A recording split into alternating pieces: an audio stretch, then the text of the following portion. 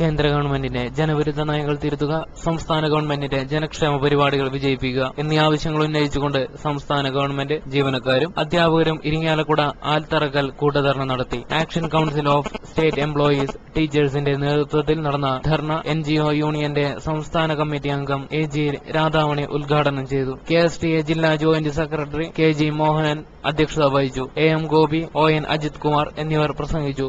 TB Hussain Khan സ്വാഗതവും VC Thomas നന്ദിയും പറഞ്ഞു.